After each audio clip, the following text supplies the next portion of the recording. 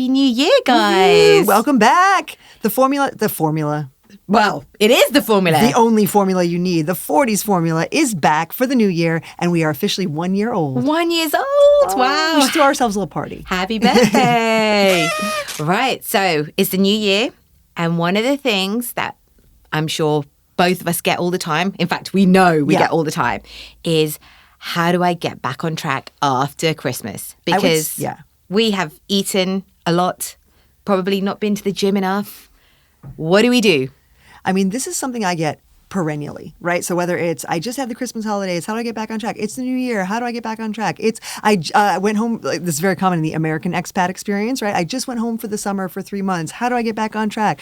This is the most common thing I get. How do I get back on track? And my first thing that I always say is like, the idea of being on and off a wagon is problematic to begin with. And it's also the new year. So now it's my New Year's resolution is to lose weight. Yeah. Everyone. Is that everyone's New Year's resolution? It's, I think, the most popular one. Yeah. Yeah. Right. So. And it's like, again, it's like this is somehow, you know, the calendar turns from the 31st to the 1st and everyone thinks they're going to have a different motivation, a different mindset, a different body. And the reality is it's the same shit you took with you from last year. So either you're going to do something different this year or you're going to be stuck in that same old shit, right? Because if nothing changes, nothing changes. Exactly. And I think what's great about the new year, in a sense, is that people do tend to kind of have this willingness and motivation for change that kind of wanes by the end of the year. Right? I think by the end of January, to be honest. I mean, there's all those studies, right? It's like by February 4th or something, like everyone's given up their New Year's resolutions. I think New Year energy is cool. It's great. Like whatever, it's just like, for a lot of women, it's like when they get engaged, like, oh, now I'm going to start getting in shape for my wedding. Cool. If that's what motivates you to get what you should be doing every other day of your entire life going, then rock and roll. But if you are seeing this as a time to like drop to extremes, right? So it's like a lot of people do dry January. A lot of people start super restrictive diets. A lot of people cloud up my gym that I love so much and they, with no intention of actually using the gym regularly. And it's like, yeah, but what's the point if you're not going to sustain it? And that's the key word, isn't it? It's about what can you do to make sustainable changes? Because if you want something to change, like Amanda said, you have to make some sacrifice, some change. Yes. And I think like everyone will straight away sort of jump into it, like diet culture, right? I need to cut back on my calories. Yes. I need to cut back on this. But maybe if we sort of look at it a different way, what do you think about maybe instead of saying, right, I'm on a diet now, I'm not going to eat all this shit, you just say, right, I'm going to see, maybe I'll go to maintenance calories instead of doing a surplus. And I will make one change. Maybe I will start to walk every day, or I will go to the gym and I might try some weightlifting. So rather than throwing everything at it, maybe it's best to just try one thing first. Yes. I think starting small and starting as you mean to go on is our great advice, right? It's like a lot of people fail because they take on too much too soon. Oh, yeah. On the flip side of that is I don't want to belittle anyone that is going to make a massive lifestyle overhaul, right? Like that's like half of my clients, right? So I have my online clients that do the regular programming with me, and then I have a handful of clients that do what's my intensive transformation program. And the idea is that it's a much bigger investment. It's a much more intense journey because, this is something I say to all my clients, the size of your try has to meet the size of your why. Yeah. So for example, if you are content to just lose maybe a kg or two by the end of quarter one, then you don't actually have to try very hard. You can just make exactly what you mentioned, a few changes here and there, and naturally that 1 to 2 kgs will probably come off with just a little bit more attention to a few habits. Yeah. If you are looking to lose 20 kilos, or you are looking to compete in a High Rocks event, or you are looking to complete the Standard Chartered Marathon in Singapore in December. Which I did 900 meters of, by the way, the Oh, other day. Whoa, don't want to get too intimidated here, guys. 900-meter marathoner. But then you're going to have to rise to the challenge with a lot more effort, right? Oh, yeah. The scope of your lifestyle change is going to be dependent on the scope of your goal. So if you have this wildly insane goal, you want to get shredded, you want to get, like I said, massive weight loss, but you're not willing to put in massive time, then you are probably setting up for failure. No question about it. And I think you need to look at what it's going to take to get there as well. Like like Amanda said, if you are going to be doing high rocks, then you know that all that training is necessary. You can't just rock up the day before. Sure can't rock up. That's not a thing you rock up to. I promise you that. Anyone who's done one is probably chuckling. You definitely can't rock up to a high rock. And Amanda did it while she was pregnant. True. But I did not just rock up. That's the reality. But yeah, there was this really, so one of my nutrition certifications is through a company called Precision Nutrition. Shout out. And they produce like some kind of helpful educational infographics. One of the ones that I use all the time still with clients is called The Cost of Getting Lean. Oh. And it's a side-by-side infographic of what a specific body fat percentage looks like and what the effort is to get that. I love that. It's so useful. I use it. I cannot tell you because, first of all, people who have never been super lean, who idealize being super lean, have no idea the sacrifices it takes to get there. They think that the things that take off the first 5 kilos are the things that take off the last 5, and they sure as F are not. They are not, trust me. They are not. I have basically decided I've given up on being super lean. Yeah. I want to enjoy my life. Yeah. But I want to be active and healthy. So I'm okay with what I'm doing. Yeah. And super lean is also almost never, I don't want to say almost never, it's not commonly associated with optimal health. No, I super agree with leanness, especially for a women, woman, yes. is related to a lot of hormonal imbalances, sleep problems, all sorts of kind of irregularities. Yeah. If hyper leanness is your goal, especially if you're in your 40s, Yes. right? You can kind of thwart it when you're in your 20s, right? Because again, your body is bulletproof in your 20s. If you're listening to this in your 20s, you're welcome. You're basically an untouchable Wolverine, okay, compared to what you are in your 40s. I don't know if I was though. But you were, Yeah, but- relative to like you know Yeah. like you know your like everyone's 20s relative to everyone's Yes. 40s is going to be like a whole different so different, ball yeah. game, right? Again, a few exceptions there, but yeah, the point is like if you don't have your shit together in your 20s and you expect to ride those same habits into your 40s, you got another thing coming. It's not going to work. It's not going to work at not all. gonna And again, work. hyper leanness is one of those things where it's like hyper leanness is all fun and cool in your 20s when you're on Instagram and you want to look shredded, but it actually is not super functional, not even in your 20s, and it's definitely not super functional in your 40s. And you hear about the people who say, you know, like they get lean, but they're fucking miserable. Yeah. And, you know, they don't have periods. Yeah. And No they libido. have to be, they have to be super strict. And now, is that how you want to live your life? Yeah. You know, and you have to decide when you're in your 40s, you've got a family. Do you want to sit there and have dinner with your family? There you go. I mean, to be honest, sometimes I don't want to have dinner with my boys. I love it. I'm actually avoiding dinner. No, I'm just kidding. But, you know, there's certain things.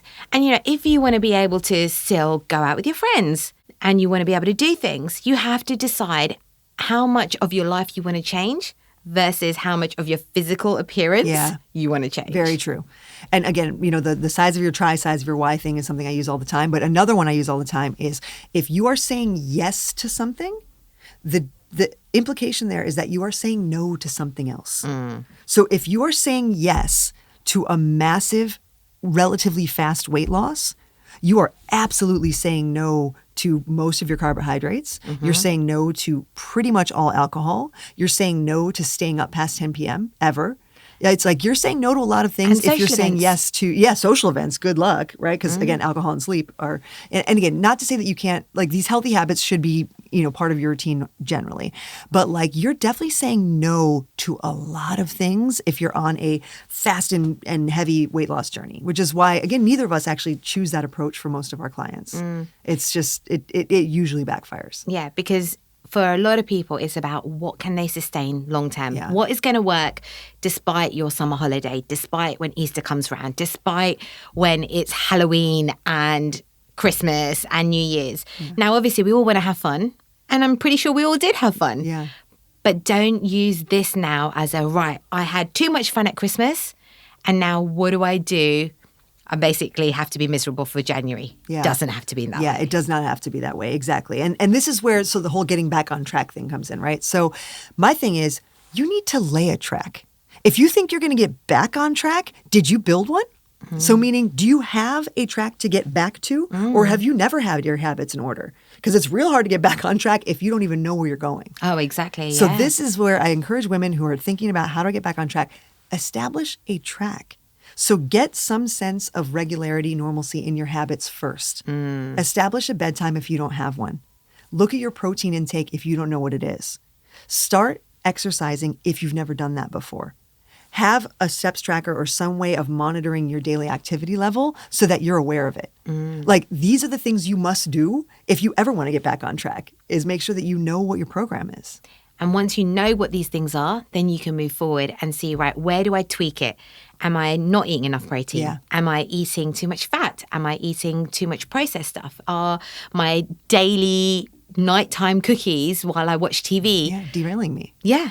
And then once you can see what the issue is, you can then decide, right, what am I going to change? If you want to eat those cookies, go ahead. But then maybe you think, right, okay, I'll eat those cookies, but I might maybe increase my step count or increase my daily exercise habit. Whatever it is, something needs to change in order for you to make a change. Yeah. And this is where, it was all the rage a few years ago, this terminology. I don't think anyone uses it anymore. It's IIFYM, if it fits your macros, right? And again, I don't know that that's even a thing anymore. Probably anyone Gen Z that's listening to this, I don't know what you're talking about. I've not heard it recently, I don't think it's a thing anymore. But the point is, it actually still exists, meaning I love macronutrient-based eating for exactly the reason you're talking about, because you realize once you control your macros that no foods are off limits. Right? And I know there's so many people that are like deep set in diet culture and they're rolling their eyes right now. Like, oh, no foods are off limits, Amanda. How about like donuts? Well, if you look at a donut by the numbers, it's about 250 calories of X number of fat, X number of protein, X number of carbs, very, very little protein in a donut unless it's a protein donut. And it's like you use your fat and carbs that day, you spend it like a budget on that donut, and then you spend your other calories elsewhere. Macros-based eating is actually a super easy way to get back on a track. And again, I hate using that language, but because you control the numbers. So it's like when you're on Christmas holidays, you might be using your macros for like gingerbread cookies and mulled wine. And then when you're not in that situation, you might be using your carbs macros for like complex carbohydrates and not alcohol. Do you know what I'm saying? But it's like, it's the same macros. It's not like they take a holiday or take a vacation like you do. It's the same fats, proteins, carbs, and calories. It's just that you spend them differently. And if you find that, you're still hungry after having that donut, then maybe that wasn't the best choice of carbs and the best choice of fat. Maybe if you decided to have a sourdough toast with some smoked salmon and an avocado and some salad, and you were like, actually, do you know what? This is probably a better option because you're getting more for your macros in that situation. Yeah. And you'll know how you feel, especially when you're in your 40s. Like, if a donut makes you feel shit, don't eat that donut. Yes, oh my God. The whole idea of like being honest and in touch with what your body is telling you. How many women do you know in their 40s? So we just interviewed a guest that said something to this extent, which is like, can't drink anymore. I get terrible hangovers. Drinking does not work the same as it did in your 20s. And it's like, I think the people that are in denial about that, they're like, no, I can drink just as well as I could before. You can't. Because then you've got your 3-day hangover and you can't get out of bed. And it's like, don't act like nothing has changed. So many things have changed, in our metabolisms, in our bodies, in our lifestyles. Like, it doesn't feel the same. It's not a bad thing to make a change, to say, like, I'm not doing things the way I used to do them.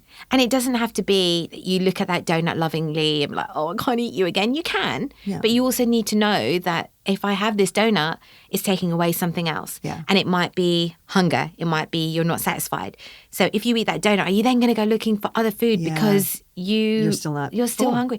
And is that donut really about hunger, or is it about how you're feeling? Yeah. Are you bored? Indulgence, a treat. I deserve this. Yeah. And I think a lot of the time you need to look at the deeper meaning behind what your habits and what your food and what your activity levels are trying to tell you. Are you tired? Is that why you're sitting in front of the TV? Are you bored? Is that why you're binging on something? Yeah. You need to look deeper within yourself and really be honest with yourself as to what are your habits telling you and what can you do to make a change, and also see, if the TV is making you eat, maybe it's time to read a book. Yeah, exactly. Change the environment. Yeah. Change the environment. This is another great thing, I think, for the new year people, right? The people that like are all about the New Year's resolutions. It's like, what environmental factors can you change so that this year is markedly different from last year?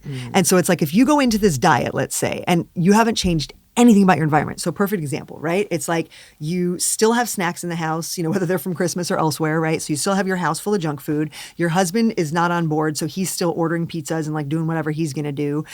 You haven't joined a gym, so you have really no access to any sort of exercise. Again, these are all examples, right? But you want to undertake this massive diet and lifestyle improvement program. How? How are you going to do that in the confines of the environment that made you the other way? Yeah. Right? So you're living in the overweight, inactive environment, but you're aspiring to the super fit, healthy environment. How? You need to create that. Yeah. And whether, like, again, first step might be getting all the crap Christmas food out of your house. That's number one, right? That could go a long way. Number two is seeing if you can talk to your partner and friends around you to see if they can either get on board with you for a healthy lifestyle change or understand that you will need different styles of support from them, right? So, you're not going to take away the pizza from the partner, let's say, but like maybe he can just get that at work and then it's not brought into your house every Friday night. It's like there's ways to kind of accommodate your goals alongside someone who's not on the same goals as you, but you have to create it. Yep. It's not just going to fall before you. Like salads are not going to fall from the sky because you're on a diet, right? Like you have to make those happen. You have to create the food, So I think again, build the track, right? So make sure you have something to get onto when you want to make a lifestyle change. And then secondly, create the environment where that track can run. Yep. Create stations for that train to get into. Otherwise, where's it even going? And also, don't just focus on that I need to lose X amount of kilos. If losing 5 kilos is your goal, maybe you need to look at what steps you need to take in order to get to that calorie deficit, which will lead to you losing 5 kilos. But if you're constantly just focusing on the 5 kilos, let's say you lose half a kilo, you'll be like, fuck, I failed. I just lost half a kilo. That's nothing. Actually, it's a half kilo less than you had. Exactly. You have lost weight. Exactly. I used to get that all the time. Like clients would be like, it's not going fast enough. I only lost half a kilo. I'm like, well, that's great. You lost something. Yeah. Had you not done anything, you wouldn't have lost anything. Yeah, exactly. And this is where the process goal versus the outcome goal. So when I set goals with clients, right, when we sit down and have like a strategy session, I'm always like, none of your goals can be a weight loss number, a body fat number. It cannot be in that category. It has to be a process-focused goal. So here's an example of what that would be. So an outcome goal is the end game. So 5 kilo weight loss, let's say. That's a process. That's an outcome goal. A process goal is I will walk 12,000 steps a day for 28 out of the 30 days of this month. That's a process goal. Which is a great goal It will absolutely stimulate weight loss. If you are not walking 12,000 steps and you start walking 12,000 steps, that will push you toward weight loss, especially if you're doing it 20 days out of 30. Okay. Now, let's say you're already doing that. Okay. Process goal might look different. Then process goal might look like I'm going to match my protein intake to 1 gram per pound of my body weight, right? That might be a different way to do it. And I'm going to hit that protein goal at least 5 out of 7 days. But you see what we're getting at here. It's specific, very specific, and it's something that you do. It's not just something that happens. 5 kilo weight loss in this like, ether of whatever it could be. It's something I'm in control of. And then you name how often you're going to do it. 28 days out of 30, 5 days out of 7, whatever it may be, right? And then when you look back at your month of data, it's like programming computer, right? It's like you got a 0 or a 1. Yeah. It happened or it didn't. And the number of days that it happens will tell you the timeline that it will take for you to actually reach your goal. Because this is the other question I'm sure you get all the time. How long will it take me to lose 5 kilos? How long? I don't know. How consistent can you be? The more consistent, the less long. Exactly. And the less consistent, ooh boy, long. And also, if you're not tracking how many times you're doing things, whether it's food, whether it's exercise, then you're not going to know whether you're actually doing it. No. You got to measure what matters. Yeah, 100%. Without data, not only, because again, I'm sure you face this too, like a lot of clients being resistant to food tracking. Oh, yes. They're like, tracking calories, such a bummer. I get it. You don't need to track forever, by the way. Yeah. But you do need to track. Think of it like pregnancy, okay? There are things you track during pregnancy that you don't track the other days when you're not pregnant, like, your baby's growth patterns and like the head circumference, things that are very relevant in the moment of pregnancy. And then when that time is done, you don't have to worry about that shit anymore. This is sort of like counting calories. Yeah. Like in the moment of your weight loss, you need to do it. You need to know, you need to focus, you need to be that specific. You need to look at those little head measurements, right? Yeah. Because that's giving you a clue about what's coming next. once you have achieved the weight loss, once you have refined the habits that they're just happening on autopilot, then you don't have to do that anymore. And you know what? There are actually so many tools out there now. So I had a client who was putting it onto an Excel spreadsheet and she was guesstimating. So it was basically like, oh, I had 3 portions of chicken and apparently one portion of chicken was the size of a matchbox. Okay. And she was using the same thing with tofu. Okay. Now, the problem is a matchbox size of tofu is not the same amount of protein as a matchbox size of chicken breast, for example. And I then said to her, right, look, there's this AI tool out there where all you have to do is snap a picture, write in where you got the food from, and it will calculate it based on the data. It's not, I mean, you know, obviously there's different ways of tracking, but it's easier than having a weighing scale. It's kind of giving her.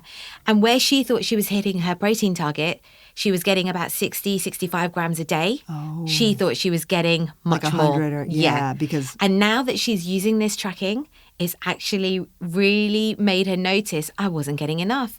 And now I'm seeing that she's getting 140 because she's actively trying to hit her protein target. Yeah. So sometimes you think, oh, I'm eating plenty of doing protein. it well, yeah. You know, I had chicken in my salad and then I had a soy latte.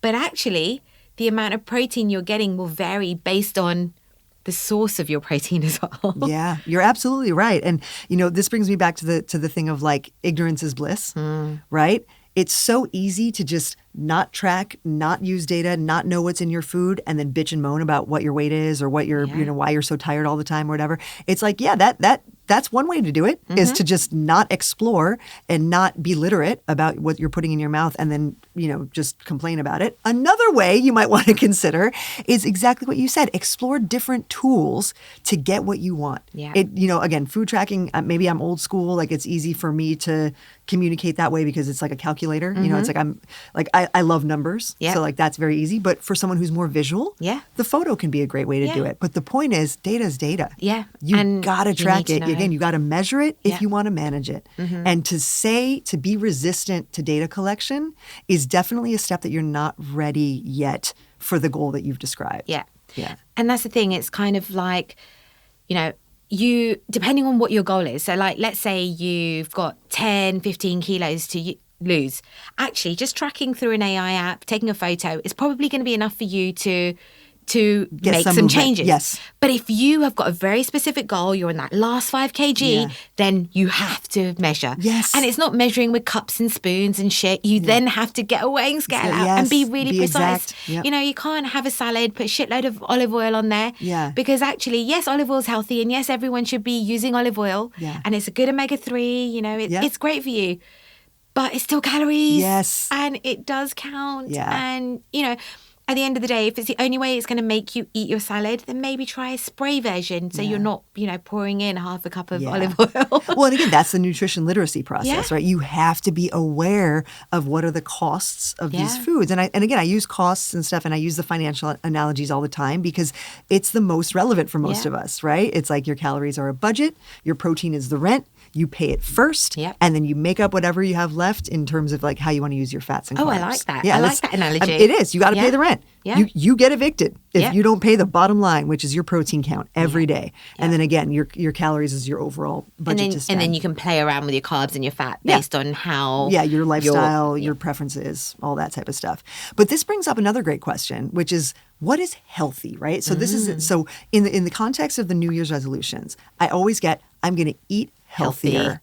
I'm going to be clean. And then all of a sudden we start seeing, and again, someone who reviews food logs all the time, we start seeing quinoa bowls with pomegranate seeds and 10 different types of pumpkin seeds and like some sort of like yogurt. I mean, that does sound delicious though. I mean, again, if you're a seedy person, rock on. But the point is like, they're just putting stuff on there because they heard it was healthy. Or, some article came out that chia seeds are great for whatever. And it's like, but put it by the numbers, see if that works for what you want. Yeah. So that's the one thing is like make sure that you know you're in control of your eating pattern as it relates to your goal. I'm going to have an oat milk latte. You know, like okay, why? Why? Yeah, why? Like, if you're vegan, I totally get it. I can see why you would want an oat milk latte. If you're someone who is omnivorous, why would you choose oat milk, a highly processed food with almost always artificial sweeteners? Like, why would you pick Is it that? artificial sweetness or is it? I'm pretty sure there's sugar in there. Well, again, depends on the brand, right? And I don't want to throw any brands under the bus, but I would say just check the label on your oat milk and just see what you're working with. But yeah, people are like, oh, I heard oat milk was healthy, or I heard soy milk was healthy. Is it for you? And also, like, the standards are not clear across the board. So I always bring up the example of Starbucks soy milk. Like, Starbucks soy milk has so much added sugar in it. That's why it tastes good. Yeah. It's not like the soybean milk that you're making at home where you're pressing your little edamame pods through a juice press. No, it's like that stuff is highly processed, highly sugared, probably best to avoid. Yeah. And you might actually get more satiety if you just had a normal latte. Just milk. I mean, what is the calorie count of an oat milk latte versus a normal milk? Wildly depends on the oat milk you're choosing. That's the other thing. Like so milk is milk is milk. Yeah. So if you're choosing full cream or you're choosing skim or less fat, that's obviously different. Yeah. But at the end of the day, like, it's one ingredient. The ingredient is milk. Is cow's milk. Yeah. So it's either the full fat version or the low fat version. With oat milk, soy milk, all these other the ingredients list could be a mile long, or it could be really high quality and only be the thing. But have you noticed also the barista versions are probably worse because they have to the add all that gums and shit the texture to make it froth viscous and give you that nice mouthfeel. Yeah. So the quality of these things varies so wildly, which brings it back to, like, for the majority of people, the simplest approach works best. Yeah. So rather than trying to wade through the multiple oat milks and whatever, why don't you just get a really nice milk that you enjoy? Yeah. Meaning like milk from a cow. Have you heard there's this milk? Actually, it's called Fit Milk. This is free advertising, by the way. Fit Milk. Yeah, come sponsor us, Fit Milk. So they go through this cold, processing thing where it reduces the fat count but increases the protein count. Ooh, okay. So I'd be interested. Yeah. Because that's really what whey protein powder is, right? Yeah. It's like they distill from dairy whey, but they make it into just the protein isolate, right? Exactly. So it's like if they do that already with whey, milk is basically the same thing. So exactly. That makes total sense. You can get love me some Fit Milk. Is it in Singapore? It's in Singapore. I've been getting it. From? I'll send you the link. I've picked it up from Fair Price and I've picked it up on Redmart. Oh, wonderful. I've just named all of the grocery stores. Thank you. Yeah, exactly. Yes. You're welcome. Yes. Oh, but yeah. So again, when it comes to getting back on track, because I do want to make sure that we recap the main points here. Number one is, again, build the track. Make sure that you know what your program is so that you can return to it. Because without proper habits in place, you never know where to go next. So make sure that you have a track. Number two, make sure that your environment is conducive to where you want to go. So cool that you built the track, but where is the train going? Exactly. Right? You need to be able to see the trees from the forest, yes, right? Exactly right. And then third is make sure that you're crystal clear on your goals so that you can shape a healthy diet or healthy habits. And I'm putting air quotes for those who are listening on audio. You can make sure that healthy for you is moving you in the direction of your specific goals. Exactly. Right? Healthy for you may not be healthy for someone else, and that's perfectly fine. Be crystal clear in your goal and make sure that the habits that you're curating move you toward that goal. And another big point is try and be mindful that this is not a short-term fix. Nothing is ever a short-term fix. Yeah. So what you put in is what you're going to get out. Yeah. And ideally, especially if you're in your 40s, you kind of want to build in habits that are going to be sustainable for the long term. And change requires consistency. And if you don't keep up with these habits, you'll fall back into your old habits, which will put you back in the same place you were before. Yeah, exactly. Make as many votes as you can for the person that you want to be, right? If you're trying to make a change, you have to make more habits and activities in your day that are toward the aspiration part rather than who you were before. Exactly. And on that note, I guess we will say Happy New Year, guys. Happy New Year. Thank you for sticking with us. We'll see you in season 4.